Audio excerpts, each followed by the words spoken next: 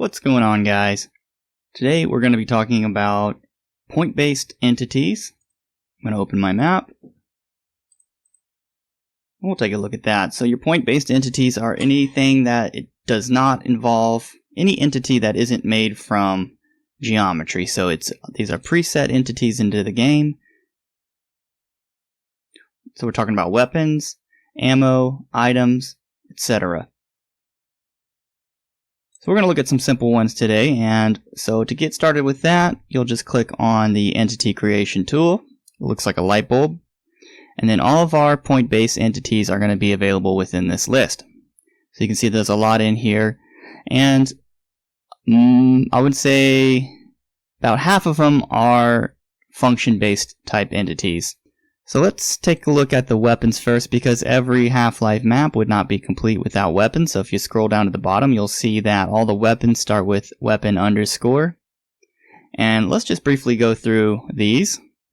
Got weapon 357, that's our Magnum revolver. Next is 9mm AR, that's the SMG. 9mm handgun, that's of course the Glock. Crossbow. You see, all I need to do is just click into the map and it's going to place it where I want. So it's really easy, not very complicated at all. Of course, the crowbar. Egon, weapon Egon is actually the glue-on gun. The Gauss is the Tau cannon. Hand grenade. Hornet gun or hand hive. RPG is the rocket launcher. Satchel is the remote satchel charge explosive. Shotgun. Snark. And for whatever reason, Jack displays the model of the live snark rather than the snark nest, but it would appear in game as the snark nest. And we have the trip mine. And then after that, there's an item called weapon box. Now it appears in game as the chain ammo, or it appears in the editor as the chain ammo, but this is actually the weapon box that you would find in Zen, next to the dead HEV scientists. And that has a bit of functionality that we'll look at another time about adding what types of ammo you want in there. Now with point-based entities, if I can just click right onto the model and we'll zoom in, and then we can rotate as just like we do with a block. And we can also nudge. You can use Control R to rotate. Basic stuff.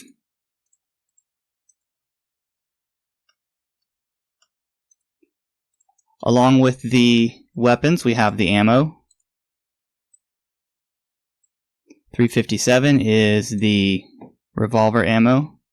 9mm AR is the SMG clip. 9mm box is the chain ammo. What this was never actually in the base Half-Life game, but can be added into maps. It's not in the campaign, I should say. And it provides 200 9mm bullets for either the pistol or the SMG. 9mm clip is for the handgun. AR grenades is of course the grenades for the SMG. Buckshot is the shotgun ammo.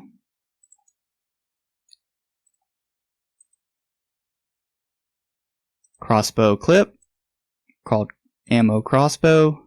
Gauss clip is your uranium for the glue-on gun, and Tau cannon, and RPG clip is the rockets. There are also a category called items. So there's the first item in the list is called item air tank.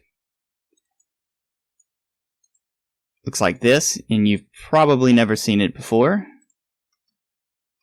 because it's not in the Half-Life campaign, but what it does is it provides oxygen when the user is underwater, and it can be destroyed and it doesn't respawn. The antidote, another unused item that's in game, and it provides, I think, biochemical protection. The battery is the HEV armor. Health kit. The long jump module. Item security is a security card. We can add some effects to that to make it so that when you pick it up, it'll trigger something such as unlocking a door. And we'll look at triggers later. And of course, this is not in the Half-Life campaign as well. And then the item suit. There's also a whole category of monsters. And I won't go through them all today just to save some time here, especially since you probably know all of them. But I'm going to go into this other room and we're going to put in a monster zombie. So we'll put 3 monster zombies, one here, and one right in the middle. So I can select all 3, rotate, and then now they're facing the player.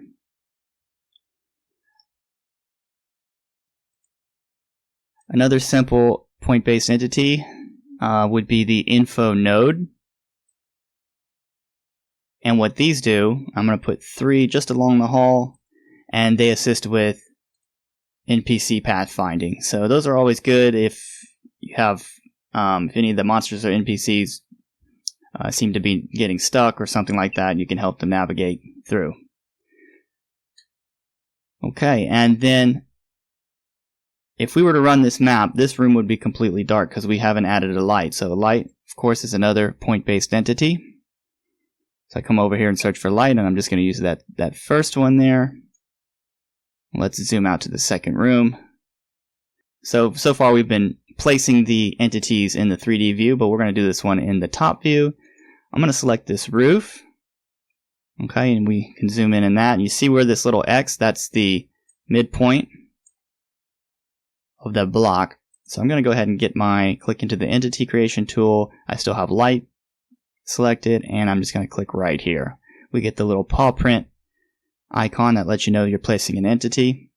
Puts in the crosshair, and then since I don't want it to be placed in the block, I'm just going to go down several units and press enter. With all entities, point-based or brush-based, you can pull up the properties menu, the object properties. So one way to do that is you just right click on there and go to properties, and it brings up this object properties window. In this class info tab, you're going to see all the properties or the attributes that are programmed into it. Most entities have a name, and a lot of them have a target. So what that would be used for is if I created a button, I would target the name of whatever I wanted to react or activate. So for example, if I gave the name of the light just light 1, and then I made a button with target light 1, it would turn the light on and off. There's some other attributes here. We're not going to be concerned with those for now, but brightness, you see it comes up with this pick color dialog here. And we can choose the color, so we'll make it a white light and hit OK. The first 3 values for the brightness are actually, I know it says brightness, but it's brightness and color. So this represents the brightness, this single value. So if we want to make it brighter, we'll put in 300, for example. And then the first 3 are just the color codes. So if I were to change that, we'd see the first 3 numbers change. So we're going to put that back to white. If you were putting a custom model in the game or sound, you'd probably have a little button here similar to this, which would be like a browse directory, so you could pick your sound file, for example. Every entity in the object's properties windows will have a flag tab, and depending on the entity, these could all be populated But with light, we just have initially dark.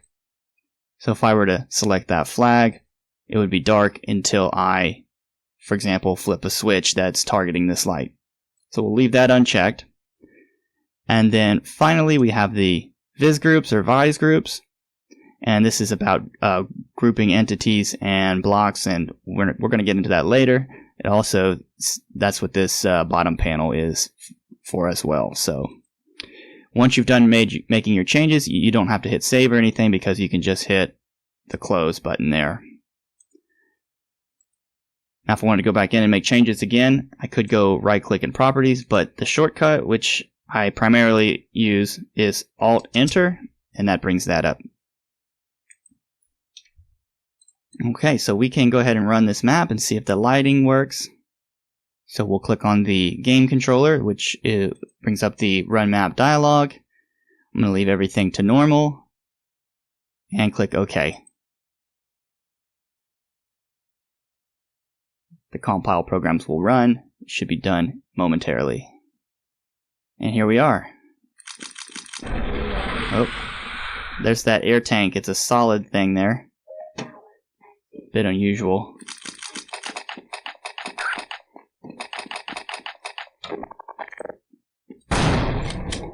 Yep, and it can blow up and it won't respond. So let's go back down in here. Now we have light in the room and monsters.